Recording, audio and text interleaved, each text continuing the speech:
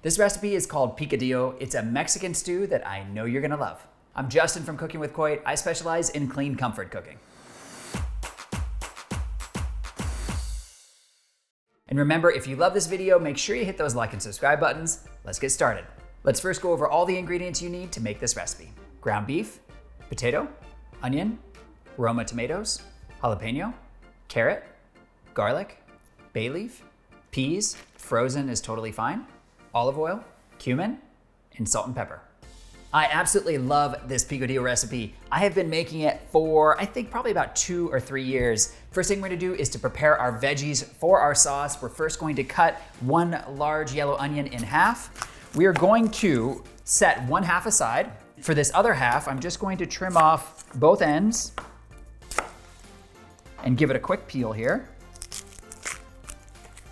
Since this half an onion is gonna go in the sauce, all we need to do is quarter it. Next, we need to quarter our tomatoes. So just cut off the end here, cut it in half once, and cut it in half one more time. These ingredients, coincidentally, are also the start of my Mexican rice recipe. I use these to make the broth that I cook the rice in. If you're interested in that recipe, it is out of this world good. Let me know in the comments below and I'll send it to you. Next, we're gonna prepare our jalapeno. So you have a choice to make in this very moment. If you like your food really spicy, what you could do is you could use a whole jalapeno and you could also use some of the seeds. The seeds are always gonna be the spiciest part. If you're a spice wimp like me and you want it to be a little more subtle on the spicy side, what I do is I just cut my jalapeno, cut the end off, cut it in half, and then I am gonna scoop out all the seeds and then basically just give it a rough chop and set it aside with the rest of the ingredients. Now that we got our veggies prepped, let's scoop them up and drop them into our blender. There's really no specific order you need to think about here, just drop it all in. Also too, I scooped up without even showing you guys. I'm also taking 2 cloves of garlic and I'm gonna toss it in here as well. You don't really need to cut it or anything since the blender's gonna do all that work for you. Drop everything in. And then we are also going to be adding a 1/4 cup of water. This is going to help with the blending process. All right, so now we are going to give this a blend until it's smooth.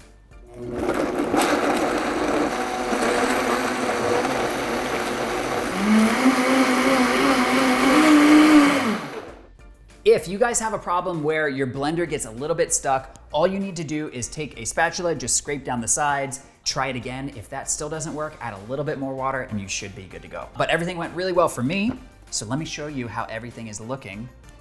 Oh, and smelling. This is so good. So if you're not in a rush, I just want you to slow down and just smell what you've just made. It is like the best thing in the entire world. Onions, tomato, garlic, and this jalapeno. Savor the smell and just like really take it in for a second. I know that sounds kind of hippy dippy, like weird, but I feel like so often in our lives, we're just racing from one thing to the next.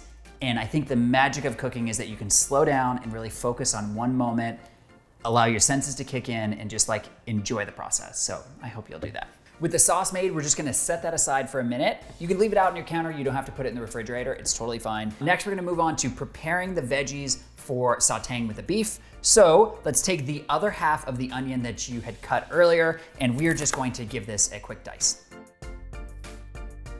Now we're gonna peel our potato. So I have a large russet potato here. My recipe calls for 2 cups of diced potato. I first need to give this a peel. It's very funny, my cameraman Aman, while we were cut, he thought it was kind of strange that I am peeling away from myself, whereas he usually peels towards him. I've always just peeled away, typically, just because I thought, you know, it's always kind of generally a better practice and safer to be peeling away than to peel towards you and potentially be cutting yourself. I'd love to hear in the comments below, do you peel away or towards you? Kind of interesting. Now we need to dice this potato. So I first start by cutting just one side of the potato like that. So I have a nice flat side to work with. And now I'm going to be cutting this potato into sheets. So 1 sheet there, a second sheet here, and I'm leaving these sheets about, I don't know, 1/4 of an inch to 1/2 an inch, something like that. That seems to be a good amount of thickness. That's gonna allow you to cook the potato fairly fast. If you cut the potato into cubes very thick, you're just gonna have to keep them in the pan simmering for much longer. Okay. Now what I do is I flip maybe 1 or 2 pieces of potato over on the flat side that I just cut, and I'm going to cut these into strips. And then I give them a turn, and then we're gonna be cutting the other way, which then is what makes your potato into nice cubed shapes, just like this.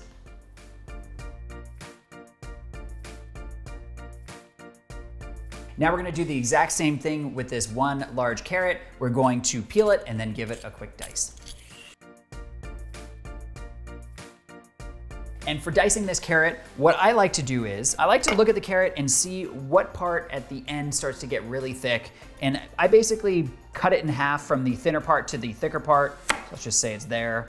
And then in terms of the dicing size, I cut my carrots in half like this, and this will be a perfect size here. So these are little half moon shapes that I'm cutting into. And then for the bigger piece, what I like to do is cut it in half. And then if the carrot is big enough, I might also quarter it. So cut it in half again, and then give it a quick dice. And what you're gonna see, the reason why I wanted to quarter the bigger half of the carrot is so that I could keep the pieces fairly consistent in size. All right, so we're finally at the cooking stage. Sometimes it's just nice to get the prep done and to really start to cook. So grab out your olive oil, maybe a tablespoon or so. You don't have to measure if you don't want to. Right into the pan. And then we're gonna start by sauteing our onions. Just drop them in here. We wanna saute these onions until they've turned just translucent, maybe a little bit before, and then we're gonna add our potatoes and carrots. All right, these onions have been cooking for just about 2 minutes. So now we're gonna be adding our carrots and our potatoes. Just drop them straight into the pan. And I forgot to mention earlier, the heat that I've got this pan on is a medium heat. Now we're gonna give everything a stir just so we can get the onions and potatoes and carrots really sort of mixed well together. So the goal of this step now is not really to cook everything through. The potatoes are too thick to cook through on the pan uncovered like this without the sauce. We're gonna finish the carrots and the potato when we add in our sauce, when we're simmering. So don't worry about that now, just give everything a quick mix to combine. All right, so after about a minute or two, you're good to go. Just take everything that's in this pan here, and we are going to dump it out into a mixing bowl. And you do want to be careful to make sure that you've scooped out all of the onions because you don't want them to burn in our next step. All right, so guys, now with this pan empty, we're gonna add a little bit more olive oil. And we're also gonna be adding in our ground beef. So what I like to do with ground beef, as soon as it hits the pan, I like to start breaking it up because ideally I want to try to get it nice and flat so as much of the surface area of the beef is hitting the heat of the pan as possible. Now we're going to cook this beef until it is almost all the way cooked through. One quick note about the type of beef I'm using here. I'm using 80-20, so it's 80% lean, 20% fat. That is my favorite beef to almost always cook with because it's got so much flavor from that amount of fat content. If you wanted to be a little bit healthier or a little bit leaner, you could use 85-15, so that's 15% fat. Or if you even want to be like even leaner than that, 90-10, I don't suggest you use anything past 90-10 because it just doesn't have much flavor. All right guys, so the beef is cooked through pretty fast. I mean, it is almost done. It's only been about 2 or 3 minutes. So now what we're gonna do is we're going to add the veggies back into the pan. Also note, there are a lot of good juices at the bottom of this pan. So try your best not to drain this off. This is a lot of good flavor. This is the fat that's cooked off from the beef. Leave it alone. It's really gonna help you with this recipe. Don't drain it if you can help it. Now we're gonna be adding our veggies back into the pan. Now I'm gonna give this a quick mix to combine. I am also gonna be turning down my heat a little bit here. You don't need a high heat anymore, so probably medium-low is good. And let's just give this a good mix so that everything is nicely combined. Now let's add a couple spices. We're first gonna start with 1 teaspoon of salt, along with a ½ teaspoon of black pepper. We're also gonna add a teaspoon of cumin. Now, I don't usually use this much cumin in any of my recipes. It's usually like a ½ teaspoon at most, but this picadillo really shines with 1 full teaspoon of cumin. Now we're gonna be adding our frozen peas. You can add 1/3 cup or more if you wish. Whoa, oops, spilling. I did 1/3 cup plus a little spill. Now let's give this a quick mix to combine. It's good to use a big pan for this recipe because as you can see, there are a lot of ingredients and some are flying out and falling on the ground. Just be careful. Okay, next we're going to be grabbing out our sauce that we made from earlier and just give this a nice pour over all of these veggies and this ground beef. Even scrape out whatever you can find in the bottom of the blender. And now we're gonna give this another mix to combine. Guys, this smells so incredible. I'm so excited for you to try this recipe. It's just such a great comfort food recipe, and I love that it's a one-pan dish. It's so easy to make, it's so easy to clean up. It's just not that big of a deal. It's such a great weeknight recipe. So now I'm gonna turn down my heat a little bit lower to just about a simmer. And we are going to take our bay leaf and just drop it straight in there. Give it a little bury in the juices. And now we're gonna cook this picadillo covered for anywhere between 10 to 15 minutes, just until the potatoes and carrots are fork tender. All right guys, this picadillo has been cooking for about 10 to 15 minutes, probably closer to 15. It looks totally done. Let's see how we did. Ooh, look at how beautiful this dish comes out. It's so visually beautiful and it's so tasty. I know you guys are gonna love this one. One quick note, if you remove the top at the 15-minute mark and you find that there's still a little bit too much juice, a little bit too much sauce in the bottom of the pan, all you have to do is remove the top and let it simmer uncovered for another, let's say 5 minutes until the sauce has reduced. But this is looking absolutely perfect and I cannot wait to give it a try. But before I do, if you love this recipe and you wanna see more just like it, check out my Mexican recipes playlist. Okay, let's give it a try.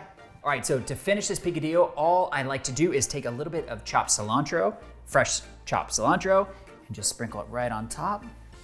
That is the perfect garnish and that is all you need. So let's see how we did.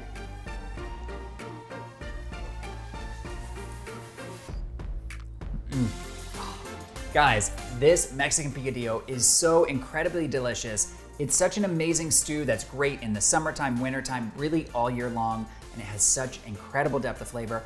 I know you're gonna love this. It's so easy to make. I'll see you in the next video.